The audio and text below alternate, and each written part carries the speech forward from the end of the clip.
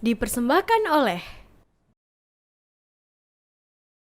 Bismillahirrahmanirrahim. Assalamualaikum warahmatullahi wabarakatuh. Pemirsa TVmu dimanapun Anda berada, Alhamdulillah senang sekali karena program podcast TV Show TV Muhammadiyah bisa kembali hadir menyapa dan juga menemani Anda semuanya bersama dengan saya. Dan dalam episode kali ini yaitu kita akan membahas mengenai podcast TVmu bersama UMJ, yaitu dalam tema keunggulan program studi Teknik Informatika UMJ bersama dengan Kaprodi dari Teknik Informatika UMJ, yaitu ada Ibu Poppy Meilina STMT yang saat ini sudah bersama dengan saya, yaitu tepatnya di studio audiovisual FISIP UMJ lantai 4. Langsung saja kita sapa. Assalamualaikum Ibu Poppy. Waalaikumsalam warahmatullahi wabarakatuh. Apa kabar Ibu? Alhamdulillah, Mbak Vini gimana? Baik. Kabar baik juga Ibu, Alhamdulillah. Okay. Ya, Ibu Poppy ini sebagai Kaprodi dari jurusan Teknik Informatika ya, UMJ Ibu Poppy ya. Nah, kita sekarang akan membahas ini keunggulan dari program Teknik Informatika UMJ. Ini seperti apa sih?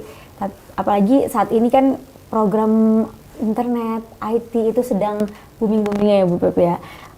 Di media sosial saja ini sering berseliweran informasi yang menyebutkan bahwa misalnya ada dibutuhkan data analis ataupun juga membuka kursus singkat data analis, coding, web developer dan juga lain software developer itu tuh banyak berseliweran gitu. Berarti ini kan kebutuhannya sangat besar sekali gitu. Nah, ini kita ingin tahu juga ini untuk dunia teknik informatika, ini cabang keilmuannya apa aja sih Bu yang masuk ke dalam ranah informatika sehingga mungkin teman-teman nanti yang masih duduk di bangku SMA, wah ternyata ini masuk belajar di jurusan teknik informatika ya, oh ini kebutuhannya banyak nih, saya bisa berguna nih nanti ilmunya nih gitu. Jadi apa aja sih Bu, seberapa luas nih kira-kira cabang keilmuan yang ada di teknik informatika ini? Iya. Khususnya informatika UMJ ya, itu memiliki 3 peminatan, yaitu rekayasa perangkat lunak, kecerdasan buatan, jaringan komputer.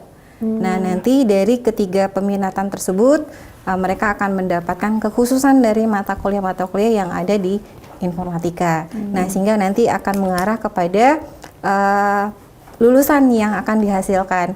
Nah, tapi dari lulusan tersebut pun kami akan membekali mereka, mewajibkan untuk kompetensi yang uji komnya, sehingga nanti hasil dari lulusan kami itu insya Allah kompeten di bidangnya untuk 3 peminatan tersebut. Gitu.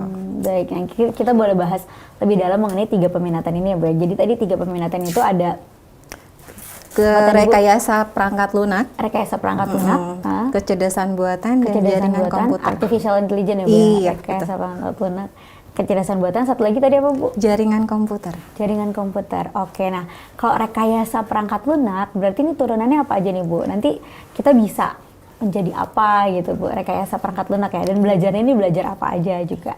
Ya, belajarnya berarti dasar-dasar perangkat lunak, dasar-dasar pemrograman ya, itu juga hasilnya nanti ke web developer yang tadi Mbak Vini bilang gitu kan, kemudian software developer ya, kemudian juga programmer sih intinya, karena kan mereka mempelajari berbagai macam program software gitu, jadi nanti hasilnya ya itu untuk rekayasa perangkat lunak. Tapi nggak ke arah situ saja sih, banyak ya tergantung dari permintaan pengguna gitu. Karena kami juga kurikulum yang kami buat tidak hanya dari kami sendiri, tapi juga kami melakukan peninjauan kurikulum. Yang terakhir kami melakukan peninjauan kurikulum itu 2021.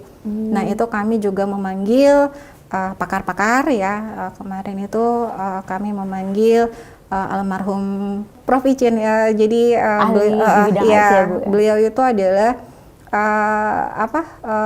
praktisi di LAPAN, dan beberapa alumni kami juga ada di LAPAN, gitu. Dan untuk pengguna juga kami meminta masukan ya, kemudian kami juga melakukan ini sama alumni juga, jadi tidak hanya dari internal tapi juga stakeholder yang eksternal kami perlukan Dibuatkan untuk juga ya. untuk peninjauan kurikulum, dan kami juga akan melakukan peninjauan kurikulum tahun 2024 ini yang akan dilaksanakan tahun depan karena persiapan akreditasi juga Baik ya. nantinya. Baik. Gitu. Nah, Ibu, kalau untuk yang artificial intelligence itu seperti apa saja tuh, Bu? Nah, itu ke arah Yang data dipelajari science nantinya, data bisa, science. ya.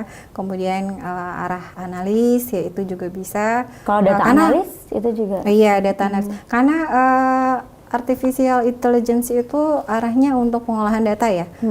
Jadi berbeda sama yang programmer. Programmer itu coding tadi. Coding, coding. Bahkan anak-anak kecil juga sudah mengcoding ya, itu di situ. Tapi kalau misalnya ke arah program sebenarnya untuk ke arah data science juga ada yang bilang programmer gitu. Tapi kan yang dia olah itu adalah data. Tapi kalau misalnya rekayasa perangkat lunak itu untuk membuat kayak web gitu, aplikasi gitu, tapi tampilannya gitu. Tapi kalau misalnya untuk artificial itu adalah isinya. Misalnya Mbak Vini mau cari data ya enggak? Kan ada sukanya Google ya enggak? Tapi kan selain Google sebenarnya mesin pencari itu ada ya enggak? Yang lain. Yang lain kan banyaknya data, kemudian bagaimana ketepatan data. Misal kita mau cari masakan rendang gitu kan. Nah, kan kita apakah kita maunya memang cara membuatnya, apakah memang gambarnya. Nah, atau itu dari bahannya. Iya. Nah, penampilannya itu adalah web developernya. Tapi bagaimana kita mencari secara cepat itu adalah kerjanya kecerdasan buatan. Baik, prosesnya begitu jadi ya kerjanya kecerdasan buatan itu. Nah, kalau jaringan komputernya berarti ya kayak Mbak Vini tadi bilang internetnya cepat gitu kan, kemudian jaringannya lah mau baik hardware ataupun softwarenya itu adalah ke arah jaringannya. Kalau nanti untuk yang pengelolaan data seperti sekarang kan data disimpannya di cloud gitu Bu ya, itu kan juga ada sistemnya tuh. Itu diaturnya nanti di mana tuh Bu? Itu termasuk juga nanti yang akan mengatur itu agar nggak bocor ataupun ada kebocoran data seperti hal itu. Semakin tingginya teknologi ya, tapi pasti ada sesuatu yang harus dijaga gitu. Nah itu untuk keamanan ya, berarti kita jadinya ke arah keamanan jaringan itu ya, jadi ke arah jaringan komputer ya. Jadi kita menjaga pun untuk keamanan yang ada di cloud ya, itu tidak, maksudnya itu ilmu itu tidak hanya bisa berdiri sendiri gitu loh Mbak Vini. Jadi saling berhubungan. Iya, jadi saling berhubungan. Nah, keamanan yang di cloud itu bisa ke arah AI-nya gitu, bukan hanya ke arah seorang administrator jaringan gitu. Karena kalau misalnya administrator jaringan itu kan menjaga bagaimana sistem itu berjalan dengan baik. Gitu kan, misalnya ada internetnya nggak jalan gitu kan, ataupun sistemnya nggak bisa kan, belum tentu aplikasinya yang rusak, mungkin saja hardwarenya itu bagian atau jaringannya juga ya gitu. Jadi antara ketiga yang kami punya itu saling berkaitan. Jadi saya bingung juga untuk memisah secara lulusan yang akan jadi gitu. Karena di kami pun juga untuk kepekatan dari setiap pilihan itu tidak mewajibkan harus lurus gitu, karena kan dia antara ketiga itu masih ada biasnya. Jadi jadi kadang-kadang kalau misalnya ngambil bagian RPL ya nanti dia mau ngambil ke AI ya, misalnya mesin mesin learning, tapi kan paling tidak ya harus bisa mengcoding gitu. Gitu. Tapi misalnya dia mau buat secara bagus untuk aplikasinya gitu, dia berarti harus mendalami RPL-nya. Gitu. Itu nanti kalau untuk penjurusan ini di semester berapa, Bu? Itu kita mulai dari semester 5. Kita itu ada 6 pilihan yang wajib diambil oleh mahasiswa, dan kita membebaskan mahasiswa untuk memilih di semester 5. Baik, jadi tersebar dari 5, 6, 7. ada beberapa pilihan yang harus diwajibkan diambil oleh mahasiswa. Nah, itu apa aja kita akan bahas di segmen selanjutnya ya Bu ya. Baik Ibu Poppy, terima kasih. Kita akan lanjutkan kembali, dan juga pemirsa, kita simak dulu yang mau lewat berikut ini.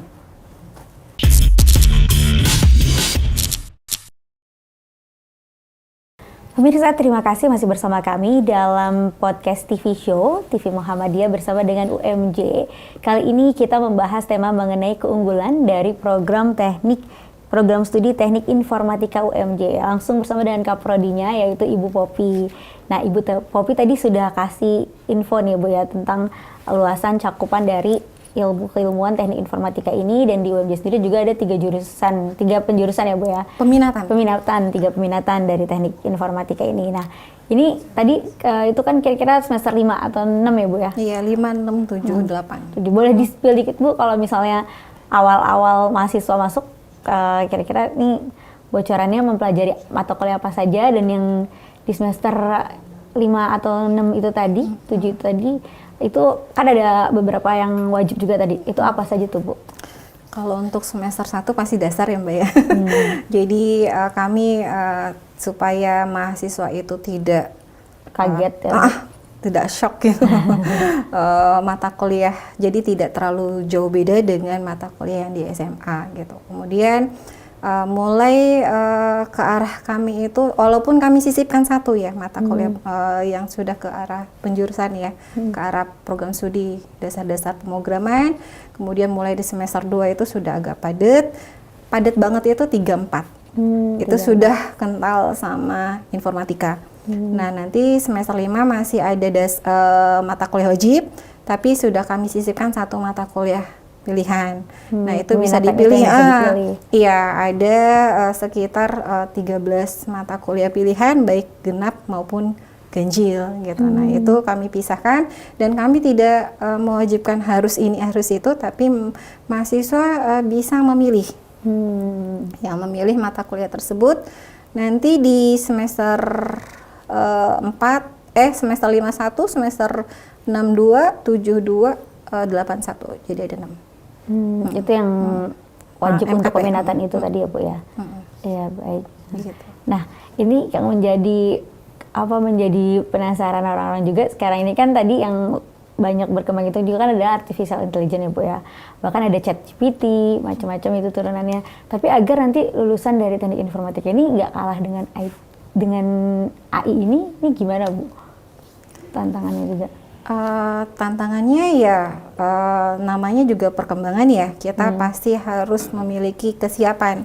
Nah, kesiapan itu juga ternyata didukung oleh program pemerintah ya kan. Nah, MBKM. Nah, itu juga kami mendorong ya mahasiswa untuk mengikuti kegiatan itu, sehingga manfaatnya sangat banyak, sehingga itu adalah menjadi sebagai sebuah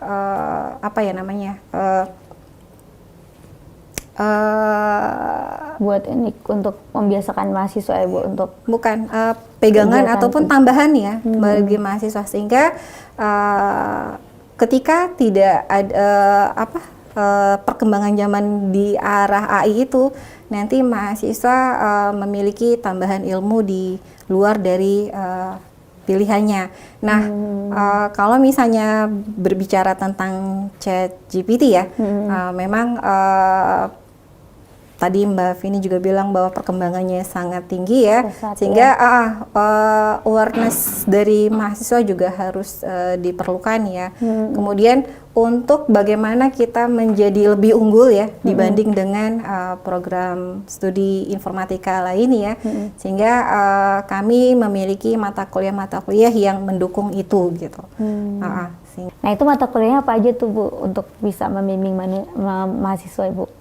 Yaitu salah satunya machine learning ya. Nah, di situ mahasiswa mempelajari berbagai macam metode ya, baik metode terbimbing maupun tidak terbimbing. Jadi misalnya kalau misalnya dibimbing berarti ada sebuah data yang sebagai petunjuk gitu. Misalnya petunjuknya adalah Mbak Vini ini kalau dari tampilan sukanya warna pink gitu. Misalnya gitu. Jadi kan berarti nanti ketika Mbak Vini mau pilih baju, oh ya kira-kira yang mirip-mirip warna warna pink, pink udah gitu. bisa Itu berarti diarahkan diarahkan ya, dibimbing. diciptain sistemnya Iya. dalam AI itu gitu, diarahkan sampai nanti urunannya ada pertanyaan ini lagi, ini jawabannya ini Iya. lagi, ini sukanya Iya. warna pink, nanti mungkin bisa nyambung dari pilihan apa jilbab ya, misalnya bajunya, sepatunya gitu ya Bu Iya, ya. itu ada sebuah data yang menjadi Data. masukan. Masukan. Nah, kalau yang tidak terbimbing berarti Random mungkin. bukan datanya. random, Bukan tapi random. mesin itu mempelajari, Hmm. dari yang lampaunya, gitu. Misalnya Mbak Vindi, tetap ada data, tapi misalnya kita membagi dalam misalnya kita bagi data tersebut dalam dua hal, tapi tidak dikasih Pilihan. Misalnya Choice, ya. nilai mahasiswa, ya enggak? Nilai mahasiswa kalau kita kan ada nilai IPK ya, IPK kecil, rendah, dan sedang misalnya. Nah itu kita tidak dikasih, kita memberikan data, tapi kita nanti data tersebut terbagi dalam bentuk data yang tinggi, rendah, sedang tersebut. Antara kampus satu dengan kampus yang lain, pembaginya nanti akan berbeda. Misalnya, jadi pembagi data tersebut berdasarkan data yang ada. Ada. Gitu. Iya. Jadi agak walaupun data diberi masukan data lampau, tapi tetap antara terbimbing itu kan kelihatan kita pilihannya apa, tapi kalau misalnya yang tidak terbimbing itu kita memilih datanya itu tergantung data yang ada. Jadi data yang lampau tapi tidak terlalu tidak terlalu dimasukkan itu Bu ya. Ya, jadi terpatokannya sama data yang ada. Data gitu. Jadi Mengklasifikasi data. Mengklasifikasi data baik secara terbimbing maupun tidak terbimbing. Gitu. Supervised dan Baik ya, unsupervised. seru juga ya. Jadi dari situ bisa terbaca ya Bu, menganalisis data itu, menganalisis suatu permasalahan, kasus, orang juga itu tadi, sama tadi problem-problem dari suatu perusahaan itu juga tadi, dari IT itu, AI itu tadi. Jadi kita memproses data kalau memproses di AI, data ya.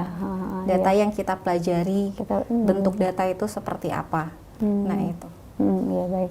Jadi tidak perlu juga ada kekhawatiran nanti AI-nya akan lebih berkembang dari manusianya, karena kan manusia ini juga menciptakan artificial intelligence itu ya Bu. Jadi termasuk tadi dalam memproseskan data itu kan dari manusia, dari sumber daya manusianya itu ya Bu ya. Iya. Kalau secara mau berkembang AI-nya ya mungkin ya, tapi kan namanya antara manusia dan AI itu pasti berbeda. Ya. Iya, kalau misalnya Mbak Vini sekarang sukanya apa gitu kan, berarti kan berdasarkan keadaan yang sekarang. Tapi kalau misalnya kalau sistem kalau sudah di awalnya ada Masuk A data, gitu kan, pilihnya akan A gitu. Tadi misalnya saya punya uang, saya nggak mau kasih uang sama Mbak Vini kan, saya tapi Mbak Vini perlu misalnya gitu nih Bu, ada faktor lain mungkin kasihan ya Bu. Jadi ada perasaan. Tapi gitu ya, Bu. Tapi kalau sistem AI, kalau misalnya di boundary-nya itu tidak boleh, maka tetap tidak boleh ya. Iya, gitu. Walaupun nanti ada if lainnya, tapi ya tergantung dari sistem yang dibuat oleh programmer tersebut gitu. Iya.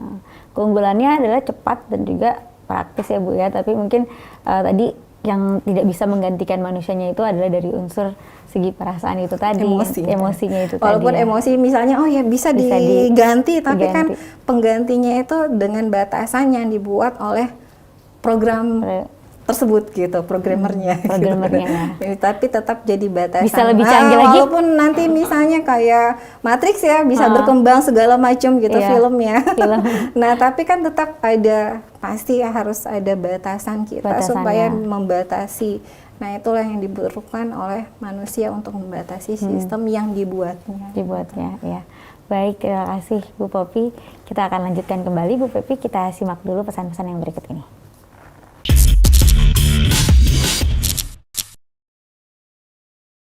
Pemirsa, terima kasih masih bersama kami dalam podcast TV Show, TV Muhammadiyah bersama dengan UMJ. Kita lanjutkan kembali Bu Poppy membahas mengenai keunggulan dari program studi teknik informatika UMJ ini. Nah, tadi Bu Poppy juga membahas nih mengenai kegiatan kemahasiswaan nih. Di antaranya adalah kurikulum Merdeka Belajar Kampus Merdeka ya, Bu Poppy ya. Nah, ini kegiatan kemahasiswaan ini seperti apa aja nih Bu, bisa dijelaskan secara detail lagi?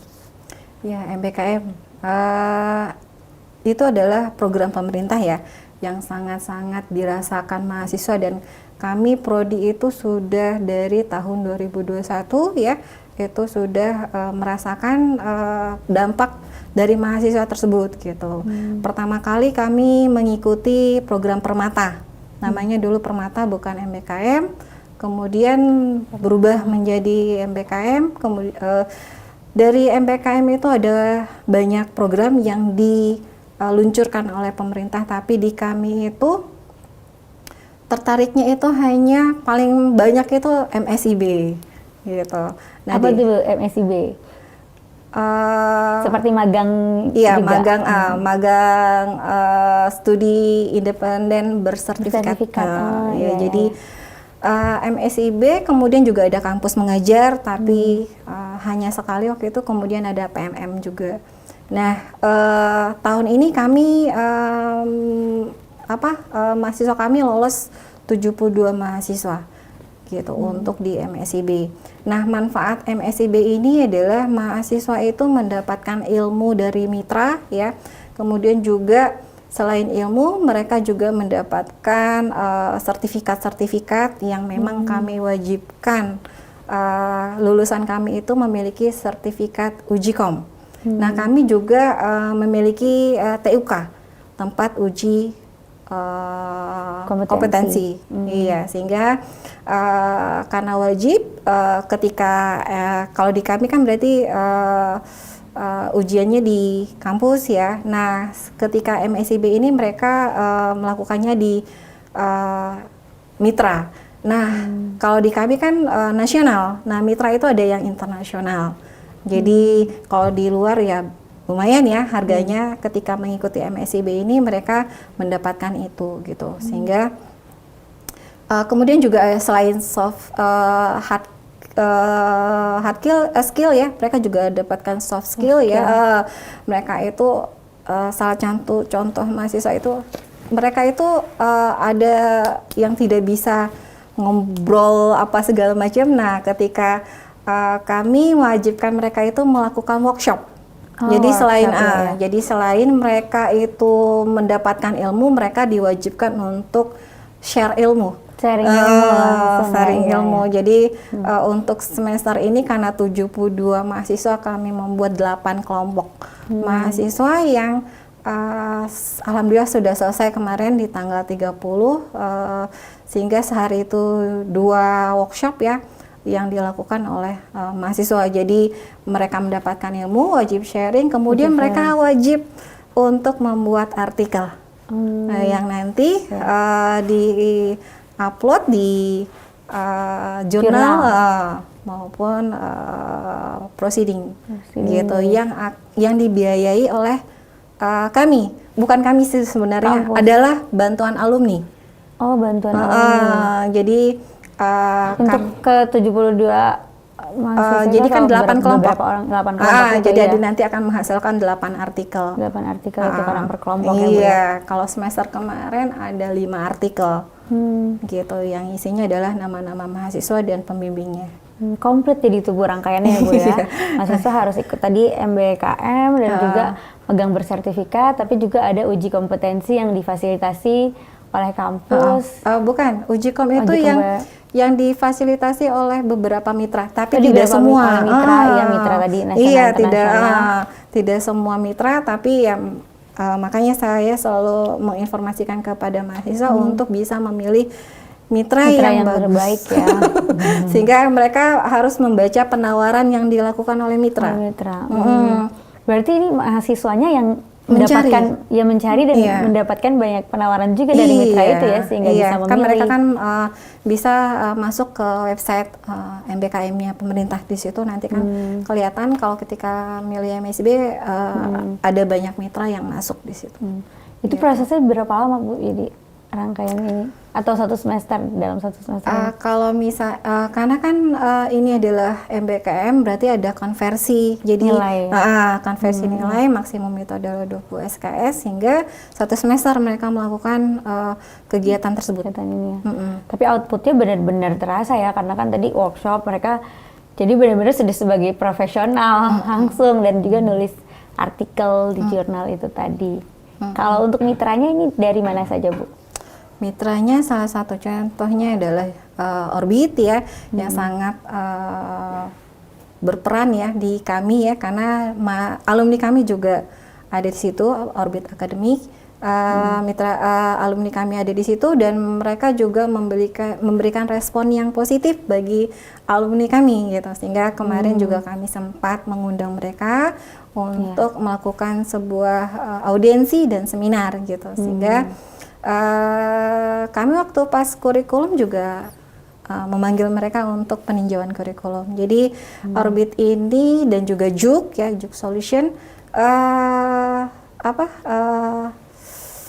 alumni-alumni yang dari kami itu mereka sangat positif dan sangat tertarik untuk mengikat alumni kami menjadi pegawai di sana. Bekerja di sana. Jadi bisa ada kelanjutan ya dari magang ini, mereka langsung ditarik nih untuk bekerja di sana nggak? Belum selesai juga udah dilirik ya, Bu ya. Kemarin seperti itu. Baik, jadi kerjasama hubungan yang terjalin juga baik, sehingga mahasiswa juga bisa mendapatkan kesempatan itu tadi untuk dilirik oleh perusahaannya bahkan saat magang. Jadi ketika lulus nanti nggak perlu repot-repot lagi nih pusing-pusingnya, karena udah membangun jembatan komunikasi itu tadi ya, Bu ya. Ya baik.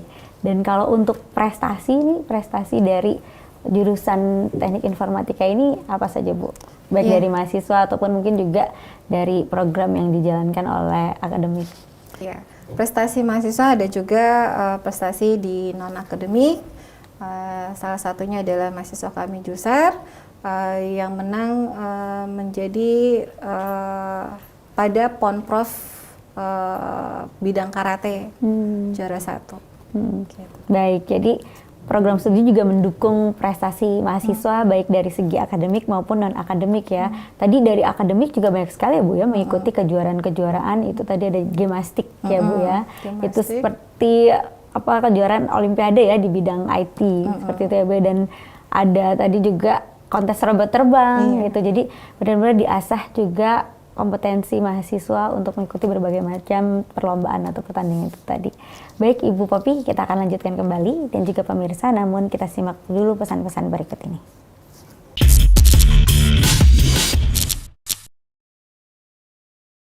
Pemirsa, terima kasih masih bersama kami dalam podcast TV Show TV Muhammadiyah bersama dengan UMJ. Kita kali ini membahas mengenai keunggulan dari program studi jurusan yaitu Teknik Informatika UMJ. Ibu Poppy, kita lanjutkan kembali Ibu Poppy.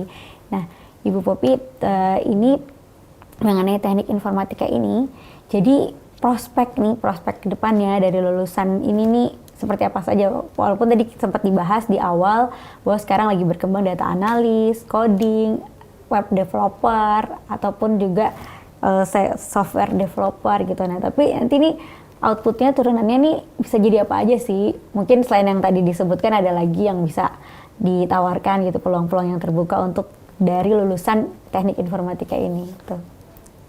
Ya. Prospek pekerjaan dari alumni itu bisa mereka bisa membuat software house sendiri, ataupun pastinya semua perusahaan itu memerlukan konsultan IT dan juga pasti mereka programmer ya kan. Nah, itu adalah peluang-peluang yang bisa dilirik oleh lulusan kami gitu kan. Nah, kemudian kami pun juga tidak melepas mahasiswa ya. Kami memiliki alumni kami memiliki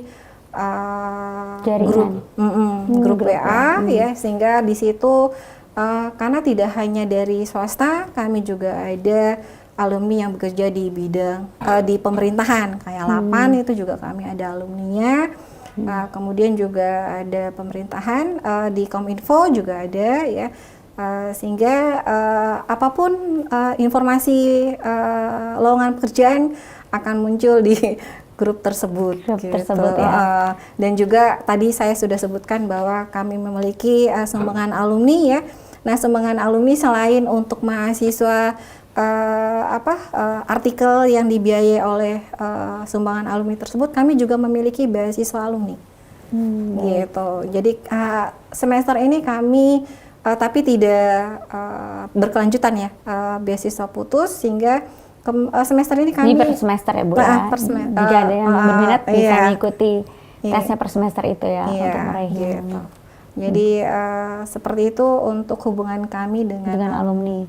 Berarti intens sekali ya, sangat mensupport dari mahasiswa dan mahasiswi teknik informatika ini, dari para alumni untuk kesuksesan mahasiswa ini, dari mulai pekerjaan tadi, bahkan untuk kegiatan artikel tadi juga ada dana alumni yang terhimpun, juga dari untuk link pekerjaan itu tadi dan beasiswa ya Bu ya. Itu dari yang sangat terjalin saat ini. Baik ya.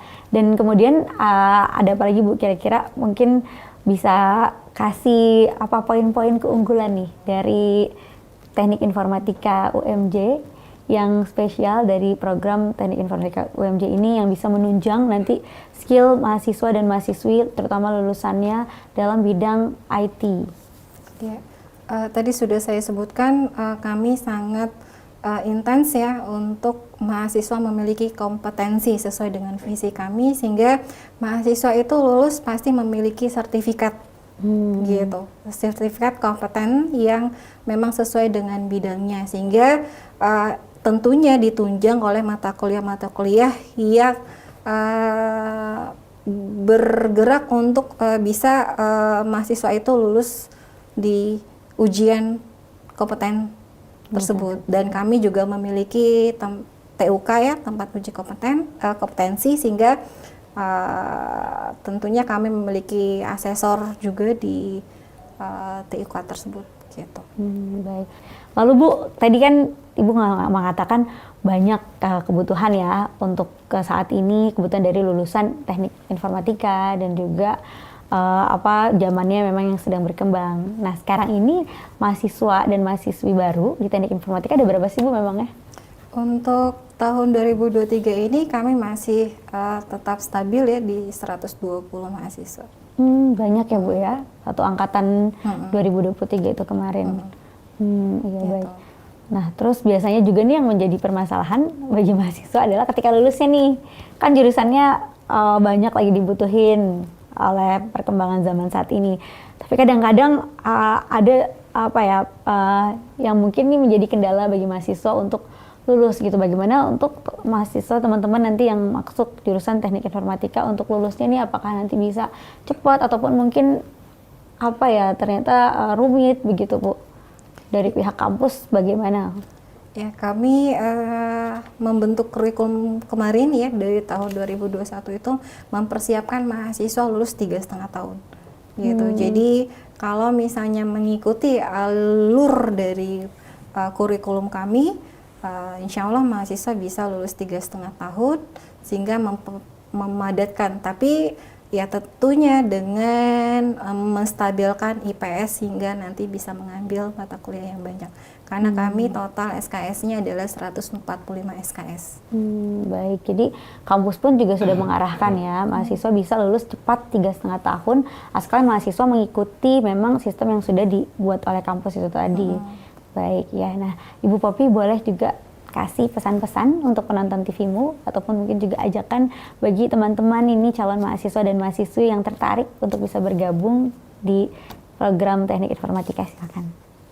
Ya, program studi kami sangat berpeluang ya, memiliki kurikulum yang sangat sesuai ya, memiliki sesuai dengan 3 peminatan yang kami miliki sehingga dan juga memiliki unggulan setiap peminatan yang disesuaikan dengan kebutuhan dari industri karena kurikulum yang kami bentuk itu sudah sesuai dengan kebutuhan dari pengguna sehingga kami membentuk kurikulum dengan 145 SKS diharapkan 3,5 tahun kalian bisa lulus tepat waktu. Baik, terima kasih Bu Poppy atas pesan-pesannya, tadi juga pencerahannya mengenai keunggulan dari program studi teknik informatika di UMJ. Sekali lagi terima kasih juga untuk waktunya Bu Poppy dan sukses selalu. Terima kasih. Dan pemirsa TVMU juga terima kasih atas waktunya telah menyaksikan program podcast TV Show bersama dengan UMJ dalam tema kita kali ini, yaitu keunggulan dari program studi teknik informatika UMJ bersama dengan Ibu Pepi. Tidak terasa kita sudah sampai di penghujung acara ini. Saya Vini Oleni bersama dengan Ibu Popi serta seluruh kerabat kerja yang bertugas mohon pamit undur diri. Sampai jumpa di lain kesempatan. Nasrul minallah wa fatin qarib wa basirul mukminin. Wassalamualaikum warahmatullahi wabarakatuh.